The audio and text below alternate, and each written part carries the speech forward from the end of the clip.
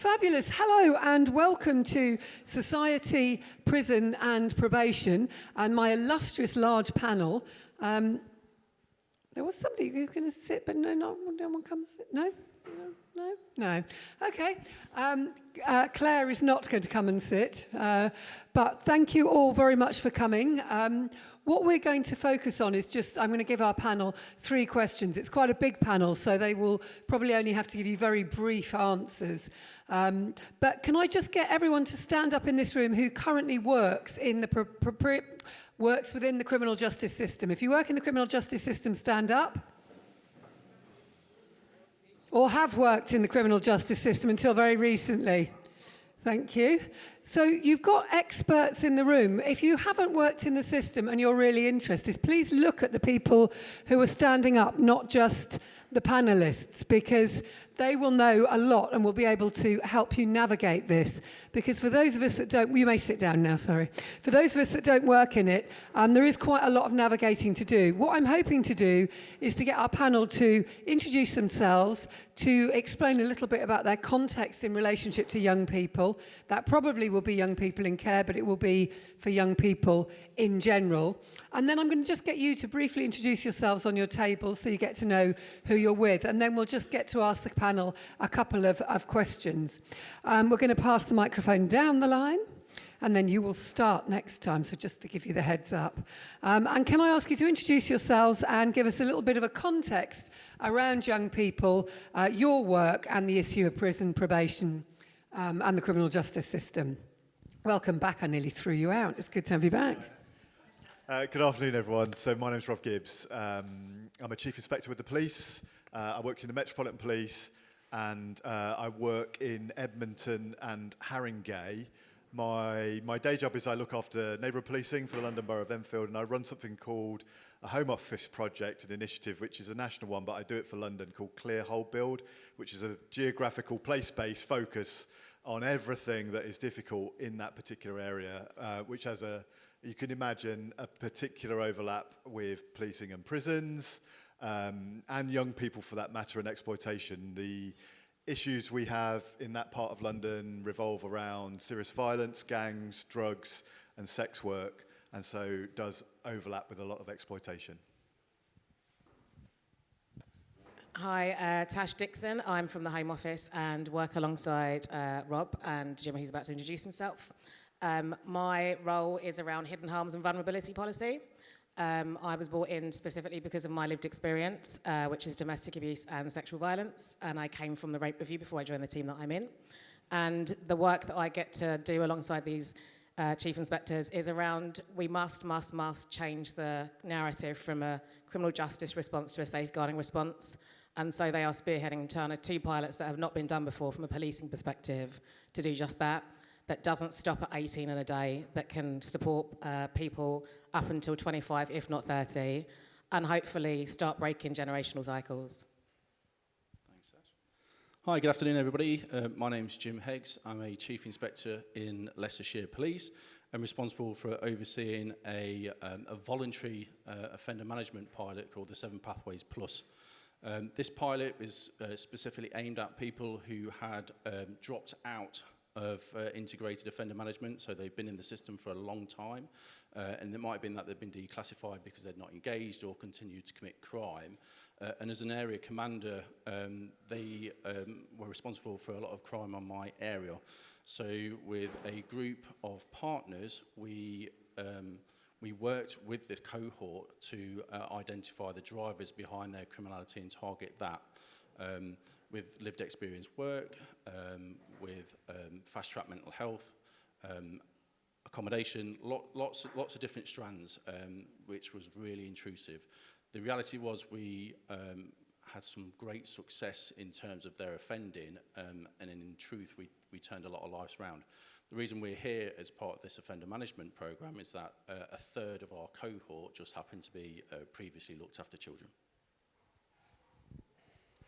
Thank you. So good afternoon, everybody. My name's Dan Mitchell. I'm the Detective Superintendent and Head of the National County Lines Coordination Centre. So really here to talk about it from a county lines perspective, which involves criminal gangs pulling in young people and exploiting them to deal drugs. and then really drawing them into a cycle there. And obviously the key thing for us is how do we break that cycle and stop young people being drawn into criminality and end up in prison and then coming out and going back to that life. I think one of the key things for me is it's really a challenge for policing to understand whether a young person that's caught when they have maybe a stop and search type encounter, when you interact with the young person who's involved in the county lines drug supply and you see them committing a serious offence of Class A drug supply, are they a victim? Are they an offender? Are they both?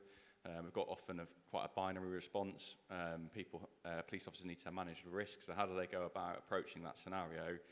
Particularly if the person's out of force area, maybe they don't have all of the facts, all of the information. They've got this very short, sort of small snapshot of that person's life, what's brought them to that point, and how do they then respond, knowing that if they don't take a judicial response, that person's in possession of a knife or you seize the drugs and they get a drugs debt. If they then get involved in serious harm, either as victim or perpetrator again, what happens then? Could that officer have prevented it by taking a policing judicial response? But then, of course, on the flip side, that isn't necessarily the right thing for that young person, especially if they're a victim of exploitation. So really challenging topic, and far more time than we have available today to talk about it.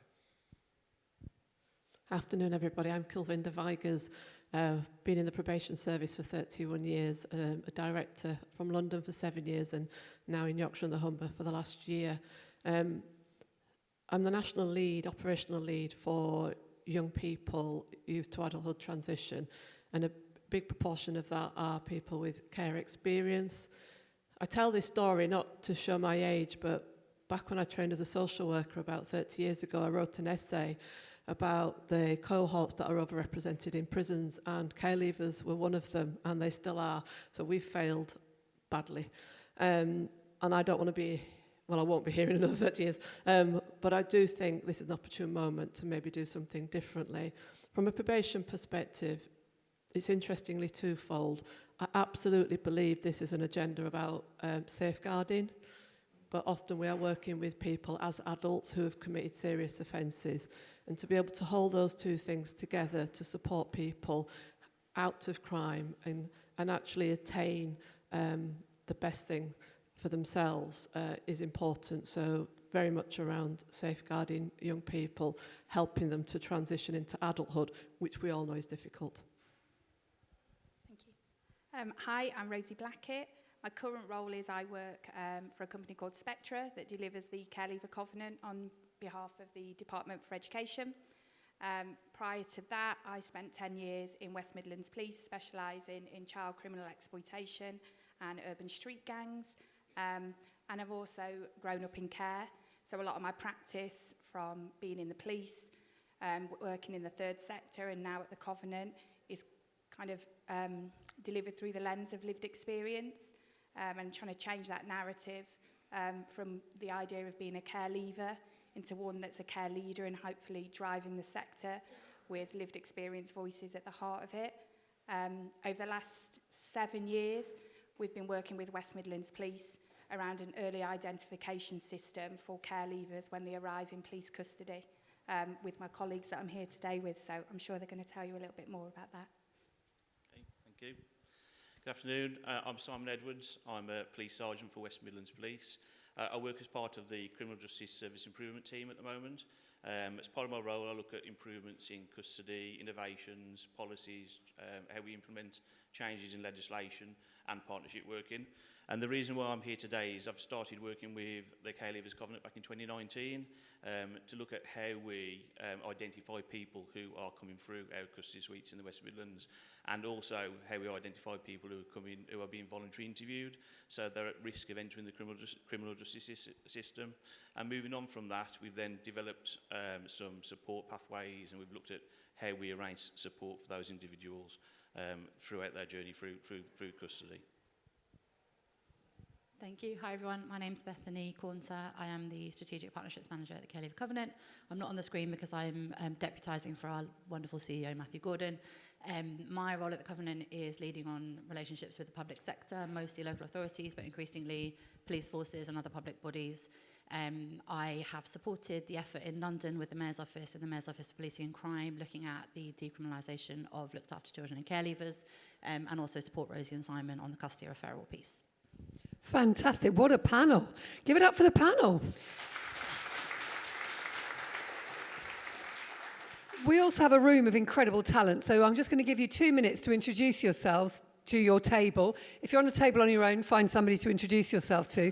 If you're on a table full of people who are experienced in the criminal justice system, please introduce yourselves to somebody who's not on your table so that people can get to know the expertise that's in the room. You've got 2 minutes. Go.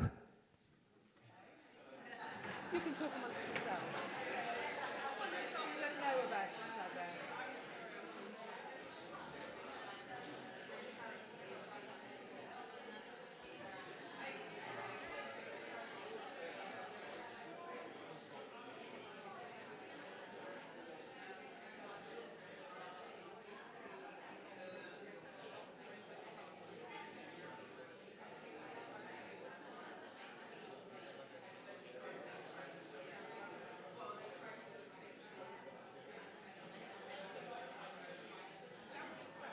We'd like to catch up with you after this panel if there's any other chief inspectors around the identification of custody, because as soon as you said that, I'd like you to start doing that.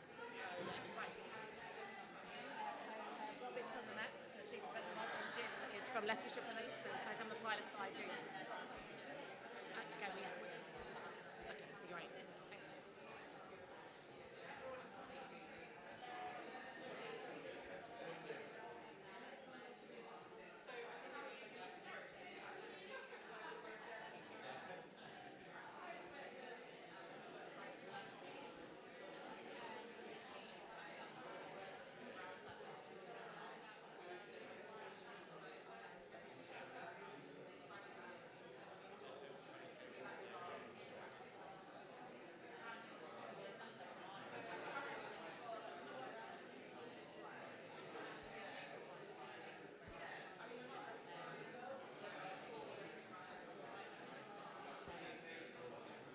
I hope you've all had a chance to at least say your name.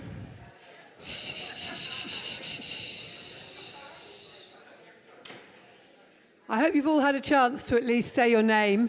If not, before you leave the room, make sure you have actually spoken to the people that are on your table, because these events are as much about the people that you meet in the room as they are about the panellists. But I'm going to bring us back to the panellists and ask you, I'm going to start this time.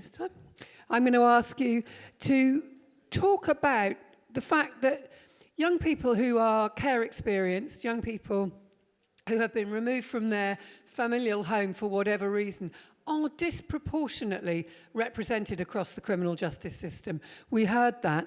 And I'd really like for us as an audience to be able to understand why. What is it that drives that? But not just the theory. If you've actually got stories of a young person, because when people stood up, there were quite a lot of people in the room who aren't experienced in the criminal justice system. So if you've got a real story about a young person, so that we really understand, why is this? Is it discrimination? Is it a lack of support? What is it? I'm going to come to you first, Louise. Thank you. I'll leave my much more experienced colleagues to go into more detail about the custody referral system. But the story that stays with me, so MOPAC and the Mayor's Office created a protocol around reducing criminalisation of looked after children initially and now expanded to care leavers. And the first story I heard being part of that group was in a residential children's home, a child that was living there pulled down a curtain rail, and the carer immediately called the police. And my first thought was, if that was my child and teenager at home that did that, you're never going to call the police. It wouldn't even come into your head. It would be something that you deal with at home as a parent or as a carer. And for me, it's the communication with the criminal justice system is just happening much earlier and much more frequently. And then that sets that young person on a pathway potentially that will lead into kind of further experiences of the criminal justice system. So for me, it's the amount of times that young people and children, young people are being having experiences with the police and the criminal justice system, and how early it's happening. So I'll leave it there. But. Okay, yeah. So there's a number of reasons why they're disproportionately affected within the criminal justice system. One of the big reasons for me is the fact that there is no identification, or that there hasn't been identification over the time. And so I just want to talk through a little bit about what we're doing in West Midlands Police in terms of that early identification and how we are making sure that they're referred and they're getting that support. So we work really hard with the Care Leavers Covenant to implement this. But essentially, whenever somebody is brought into police custody, the first thing that a custody officer has to do is go for a thorough risk assessment with them. And that's built into our custody system, so it's mandatory. So it has to be done, it doesn't get missed. And what we've done is add a set of questions around care experience into that question set. So we've got custody staff asking those questions right from the very outset. So we're making that early identification, and that's helping them then to build their care plan and identify what support that individual needs. And in addition to that, our custody system is then firing an automated notification to the local authority team that's responsible for that individual. And that's a real-time notification, so they're getting told right at the very outset, right at the very beginning of that person's custody journey, that they've been arrested and that they're in police custody, and that's really key. So if I give you an example, we had an individual that was looked after, a care leaver from Walsall, and that real-time early notification went off to the local authority, and it gave them the ability to make contact with the family, to get a little bit more information, to understand what was going on and what that individual's needs were. And they identified that there was going to be an accommodation issue post-release from custody. So they were able to put all those measures in place to make sure that individual had somewhere to go before they were released from police custody, and then work with that individual once they were released. So that real time is really key, and we also offer to local authorities the option to make contact with that individual in police custody as soon as that notification arrives.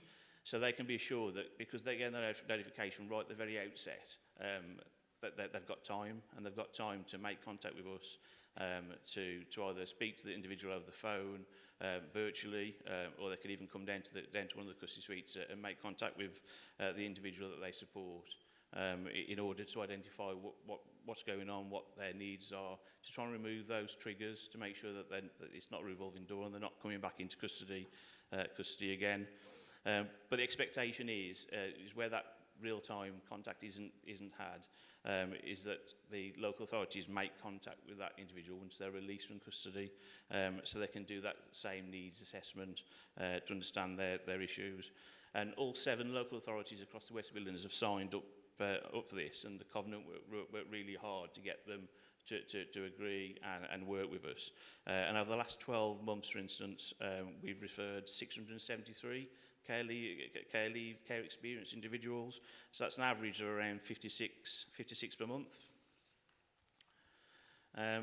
We also have things like we have a bespoke support leaflet for care experience individuals. So where they're identified via our risk assessments, we're custody staff are prompted to print off documentation, bespoke support leaflets, which link them to the Covenant and to additional support. And all of West Midlands Police custody staff have been trauma-informed trained, and that's really key. And if I just talk through one potential trigger for trauma. So we heard yesterday about children when they're taken into care, that they very often leave with all their belongings in a bin bag. And that's a potential trigger, potential trauma point for that individual. So what we do in police custody is we're careful not to re-trigger.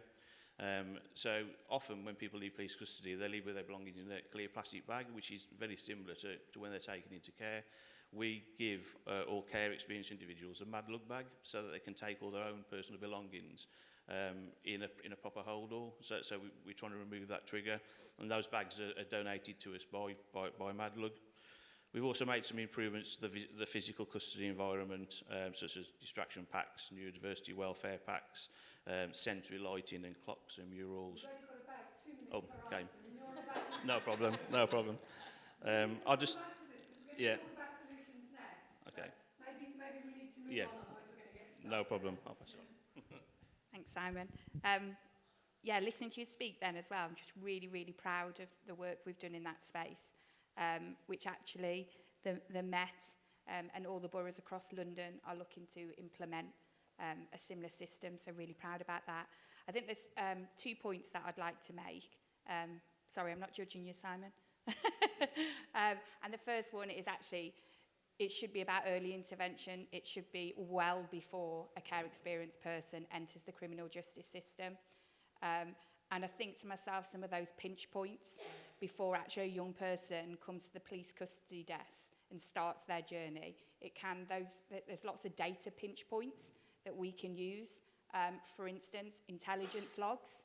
You know, if you've got a young person that's been found in a crack house, you know, there'll be intelligence logs. If there was intelligence logs that had headers that said care experience, we'd be able to look at the intelligence before there's even any sight of them in the criminal justice system. Stop and search. You could have data sets on stop and search forms that you're able to capture those that are care experienced. Victim referrals, domestic violence referral forms. Is there care experienced people in the house? There's lots and lots of opportunities before the point of criminal justice that we could intervene at. The other one is just a reflection on my time when I was serving in West Midlands Police.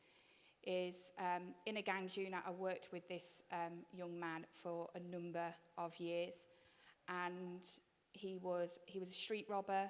Generally carried a knife with him. That would be how he'd commit his robberies. And one day I went to the scene of a stabbing, and it was this young person that I'd been working with for quite some time. They were care experienced. I think they were about 17 at that point, and they cried while I stemmed the arterial bleed in their leg and asked me to help them. What could I do? Don't let me die. Following that, I did a lot of research around this young person because I knew that they'd been in and out of the prison system. So I did some research to really think about why were they in and out and in and out, what was going wrong.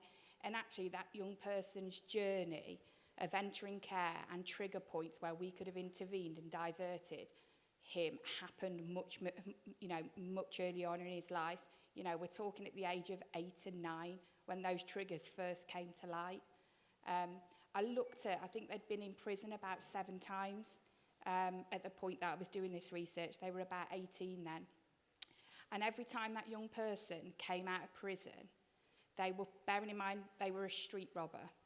They were put into a block of flats that had a stolen goods handler next door, had a burglar that lived above them, had a gang member from an opposing gang that lived 3 doors down.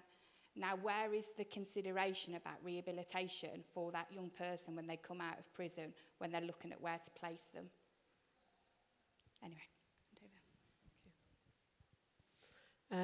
So my story goes back quite a few years when I was an actual practitioner, but resonates in all the user voice initiatives when we listen to people with experience. And this goes back to when I was writing a report on a young man, and I have a certain way where I would ask certain questions. And one of the questions I would ask would be, this person had come out of prison, who's your significant other? Who are you going to go see tonight? Who are you going to see at the weekend? And he said, nobody. Where are you going to go? I don't know. Who's important to you? I've got nobody. And when you actually, that made me really cold, that to have nobody just to go have a cup of tea with, nobody just to kick a ball around in the park, nobody. And he'd left care, the people who found him were the people who used him with the drugs, who used him to do their dirty work. And when you've got nobody, you are susceptible to influences by people who will make you feel something, even if it's not a good thing. So why are care leavers overrepresented is because they don't have that somebody when they're 8 or 9 earlier. So I think it's really important that people have somebody who really cares, somebody who plays that role of the carer. So that's a really simple story, but I just think to have nobody is just not right in our society. Thank you. Just to pick up on what you're saying, really. From a national perspective, in my role as County Lines, what's drawing children into, but how are criminal gangs able to draw people in, coerce them, exploit them? I think for me, the thing that I'm seeing quite regularly is just those young people don't feel loved, they don't feel like they've got a place where they belong, and they don't feel like they've got any hope. And then the criminal gangs, those are the things that they offer. They offer hope, they offer a way to make money, they offer a way to be part of something, to operate in a hierarchy where where if you're good at something, you can start to elevate yourself in that and achieve something yourself and and have some sort of self-worth. And of course, we all know that those things they're all false. A lot of times, once they're in, they'll be trapped in, exploited. They'll be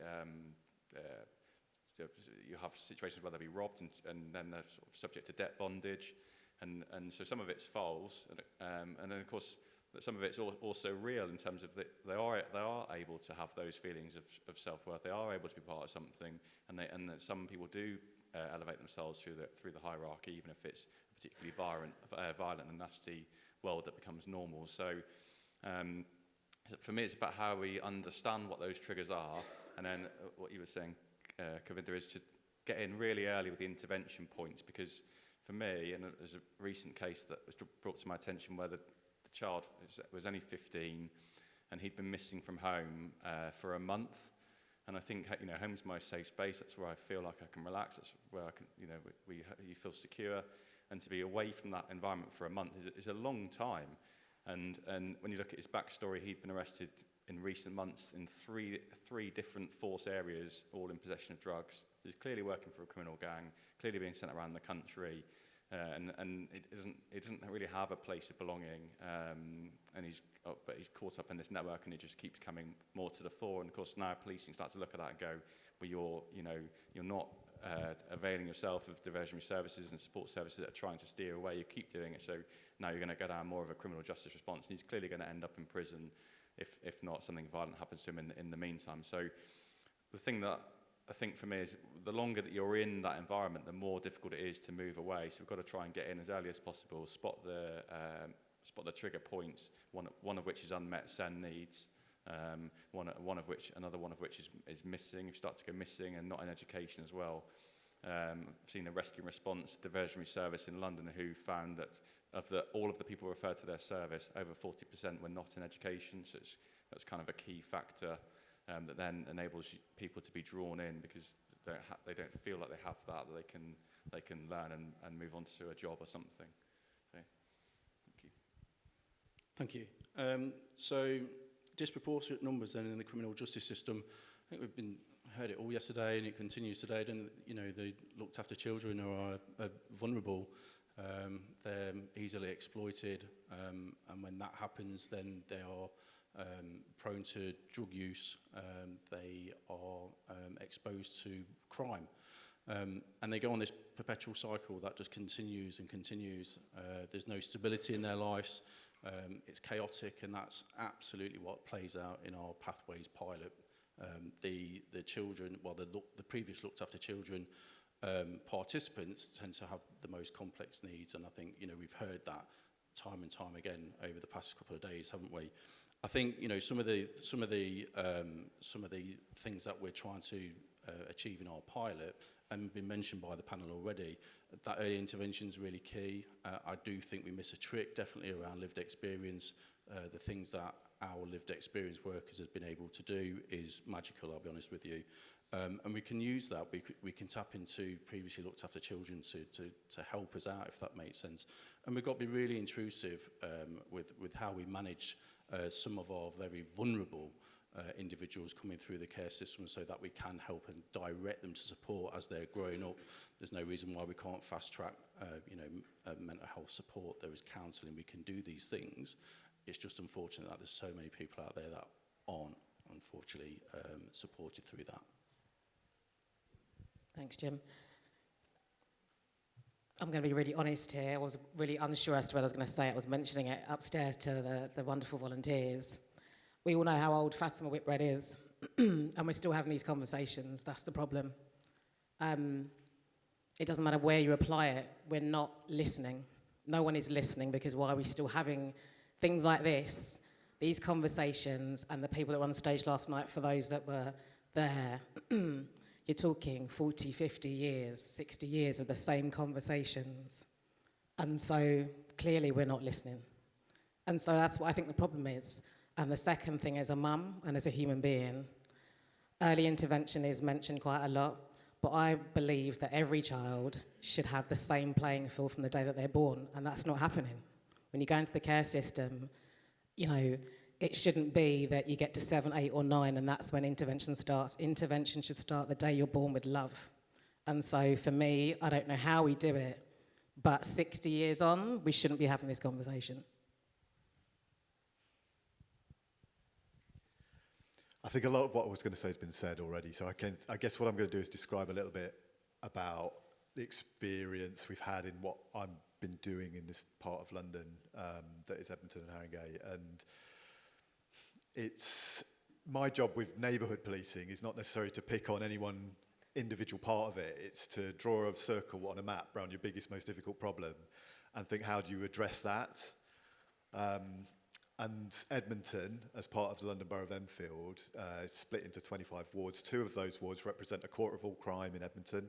And it's no real shock that when you talk about what happens with probation, when you talk about what happens with children and young people exploitation, it's focused in this one area, and it's an area of real deprivation and long-term, decades-long problems that need unpicking and solving.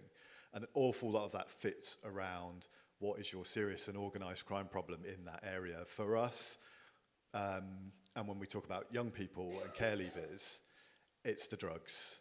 And it's the exploitation that goes with the county lines, a bit along the lines of what Dan was saying. And when we map that out, what we see is actually when our analysts pick apart the hierarchy of how the drugs are being dealt, quite often you can map that to particular locations, and it's probably not a surprise. Sometimes those are care homes. And people use that as a way of exploiting it. Now, the work that I've been doing with my teams and teams beyond mine since June last year has started to try and pick apart those that are doing the exploitation. We've closed 12 drugs lines during that period. We've arrested nearly 600 people, which sounds an awful lot, and it's not necessarily intention because it's what comes next. What comes next to me is more important, and what comes next is the partnership. In policing, we're quite often front end of that. We experience what happens in terms of prison releases, what happens in terms of knife crime, huge issue for me in North London. I can see some friends in the room who can only speak too much of that with the work that they do with their organisations. What do we do next now that actually, if we can remove some of the harm around those that are doing the exploiting to give the next generation a chance? And certainly for those of us that work at the front end, we have to think longer term. That was a point that was made earlier. We think too short term. We generally, policing works in weeks or months or years. We have to think about how we interact with young people. Missing often, people being reported missing is often the first opportunity before they get to criminal justice stage. We need to be thinking in decades. Thank you all. And I think we all share your frustration that why aren't we there already? How can this take so long? I was involved in some of the early investigations into Pindown. Some of you are really old will remember the kind of abuse that was going on in children's homes in the 60s, 70s that really broke into the light in the 80s, where we had a massive focus on eradicating abuse by people who ran and owned local authorities' children homes, where there was just wide-scale abuse going on. And actually, things have moved on, because in the majority of children's homes, that isn't commonplace today. It was commonplace back in the 60s and 70s. So I think things move on, but what we don't fundamentally do is address the real root issues. And I'm really interested in hearing the panel's views on these. What we're talking about here is a lack of protective factors in these young people's lives. And those protective factors really start with somebody who gives a shit. And if you haven't got that, you're pretty much at sea from day one. And I do think it's interesting if you look at the impact that I don't think we've properly studied on the reduction of health visitors for an example, because they were quite often the first people to pinpoint a problem. For those of you who've recently become grandparents, I've recently become 5 years ago I became a grandparent. That health visiting service that I had does not exist for my daughters. It simply doesn't exist in the same way. They are not getting that kind of regular intervention. And my daughters aren't particularly struggling, but if they were, where would they go? So I think in people talking about you've got to start earlier, I would say we've got to start really early. And that's why I was pleased to hear earlier about the government talking about bringing back, because we had great ones, Sure Start, children's centres, young people's hubs. So I think there are positive things there that the panel has begun to mention. And particularly Simon talked about a lot of really positive stuff you're doing in the West Midlands. But to move us on, what are the things that you think, and you've probably got, I'm going to be really specific on your timing. 1, 2, 3, 4, 5. You've got a minute and a half each, exactly, if my maths is correct, 1.5 minutes each, to just go into a bit more depth about, we understand the problem. These children they are exposed to incredible risk factors. And actually, I just will throw out there the risk factors that we haven't mentioned much today, but the risk factors that you're exposed to through access to the internet and the internet in general is phenomenal, with something like 80% of 12-year-olds having seen hardcore porn. In my day, you'd take a peek at the top pages if you were lucky, but they are exposed to that kind of really traumatic and harmful imagery, and that includes exposure to crime. So there is things that are beyond our control that are really helping young people to feel dreadful about themselves. So there are real risk factors out there. There's gangs, there's internet, there's a lack of protective factors. So what I want you to do is, I've depressed everyone, it's all doom and gloom. How are you going to pick us up with some of those solutions I took some of your time now, so you've now got 1 minute, 10 seconds each. So off you go. I'll pick out a couple of really specific ones. So I mentioned before about the work we've been doing with the serious and organised crime and the drugs work, county lines and what have you. We come across individuals, children and young people, at really significant risk through that. One of the things we've set up is a covert referral process. So because the officers that I work with work in the covert space, in policing that means undercover, that means surveillance, they will all come across people who are involved in county lines in really significant, difficult circumstances. How do we, in policing, refer that into local authorities for programmes to get in for individuals without compromising the covert nature of the activity? That's partnership working. We've done that with the directors of Children and Family Services for the 2 London boroughs, so that when specific flag words are created, they then work with our child exploitation teams that provide the bridge to not compromise the undercover activity that's happening and still give us the opportunity to remove the exploiters, because that's what we want at the end of the day. We want these people in prison so that they can't harm children and young people. I'll just do the one. What can we do? So it isn't all doom and gloom. I do think it's been mentioned a lot. We have to stop working in silos. There is incredible work that I continue to see and hear about, no matter where I am, but it's replicated in lots of different spaces and no one comes together. The way in which these 2 pilots work, and we actually are upstairs exhibiting on the ground floor.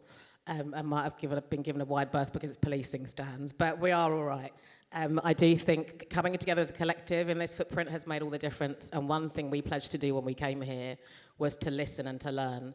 We've forged some connections that already we've made calls and made contact, and we've got emails and meetings are being set up, and that's what every person I hope will take from this, is that we can all do something if we come together. And we found 5 or 6 organisations that we think we can work with pretty much immediately to learn more about care experienced individuals and what we can do to make sure it's embedded in the work that we're doing day in, day out. Thanks, Tash. What can we do? There's loads and loads, and we're all going to come up with different ideas. I think some of the things for me, without a doubt, is, and certainly what I've heard since I've been here, it's people talk about role models. There was an individual that have changed a pathway for a looked after child. And as we were finding out yesterday, it matters not what age that is. Before this current role, I was fortunate enough to work in the region and on the national in the prisons teams. And some of the individuals that were progressing through that system attach themselves to role models, both in the prison, obviously through offender management when they're coming out. And I think that's really key. We need an army of role models, whether that be lived experience, whether it be looked after children previously, whether it be professionals. We've seen it around in other countries. It works really well. People aspire to want to change. And if they see that positivity, if they see that can-do opportunity, then anything's possible. And we were hearing this yesterday. I think it'd make a huge difference. I really would. Thank you. So for me, it's we've already made a significant shift in terms of for policing. When you see a looked after child at the very front end of the drug supply network in the riskiest role, most harmful position, in possession of drugs, they get arrested. We're much better now at recognising that there's some trauma behind it. There's a reason that they're in that position, and we need to look beyond it and think about who are the people higher up the chain. We've got some really good specialist teams focused on shutting those drugs lines, identifying the adult criminal gangs who are particularly violent gangs, and pursuing those perpetrators, particularly through the Council Lines programme. The next step for me is I've been on some of those raids, and when we go through the front door, the criminal gangs will sit there and there'll be crack heroin, there'll be other commodity cash, but there'll also be a drugs line phone, and they'll instantly reach for the phone, seek to destroy it, seek to damage it, seek to do anything they can to distance themselves from that device, because they know that's the bit that is key to us demonstrating the supply and the way they've run that network, which gets them longer in prison. What we need to do is get to a position where they have the same thought process about children. So they think we can't use children in the criminal network because that brings extra police focus. It brings much longer in prison.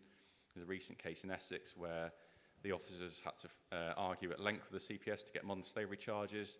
They then had to argue with defence counsel and prosecution counsel constantly all the way through to trial. They had a really early guilty plea for drug supply, but they didn't have guilty pleas for the trafficking and the use of children by the gang. And they were successful in the end after a lengthy trial and a lot of time, energy and effort, resourcing and detective ability to get those convictions.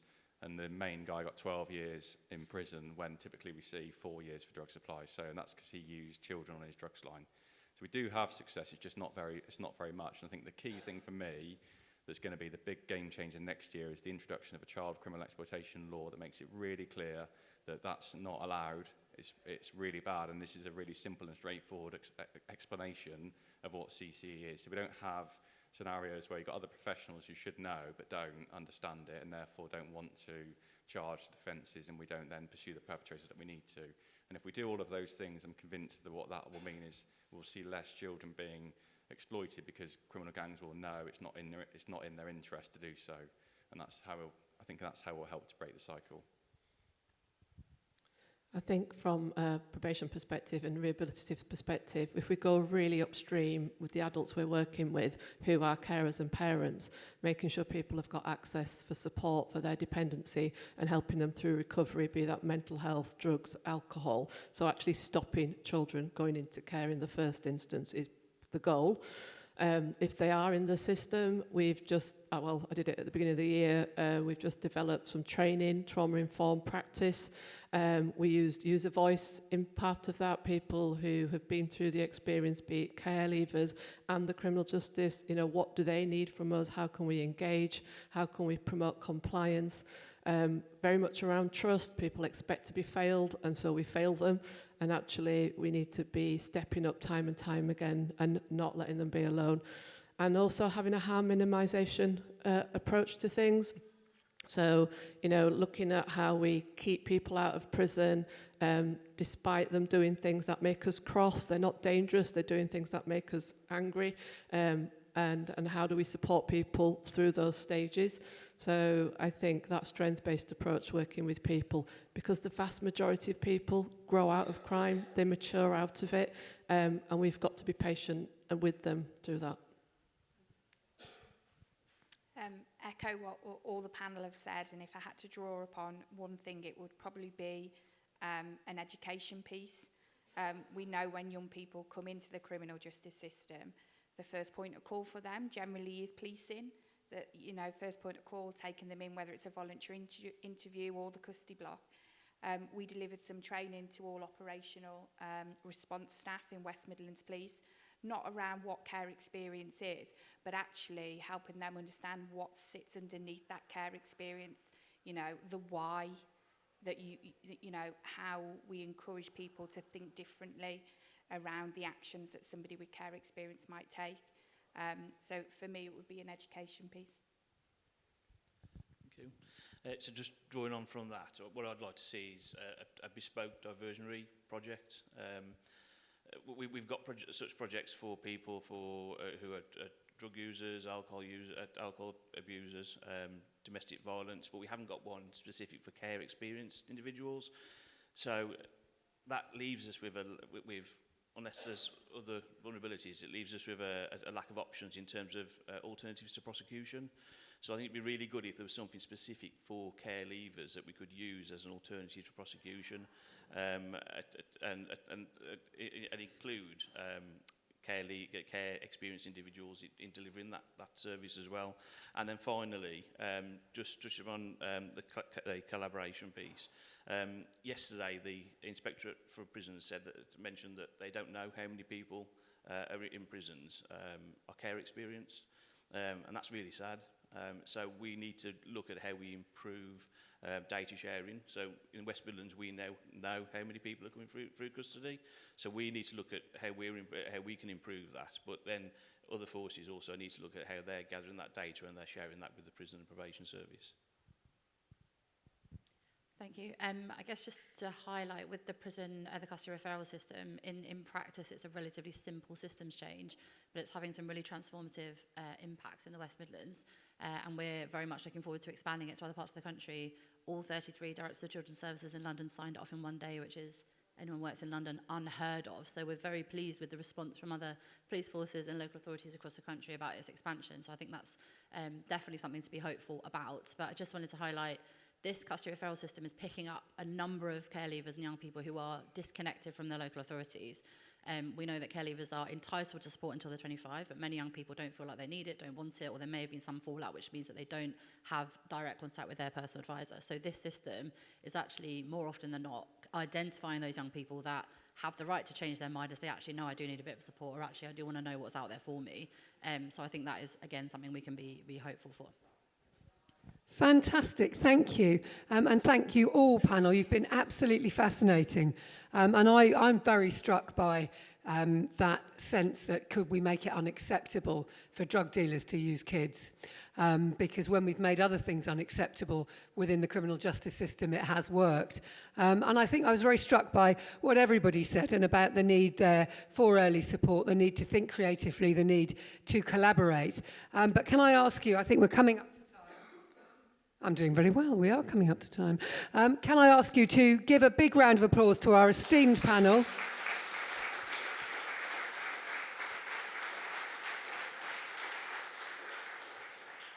And before you all file out the room, because I'm hoping I've given us 1 minute, it's only 1 minute, if you can just turn to the person next to you and say either the one thing you've learned in this session or the one thing you will do differently, and then independently you can decide you've done the task and you can head to lunch. But give it up for yourselves. Thank you very much.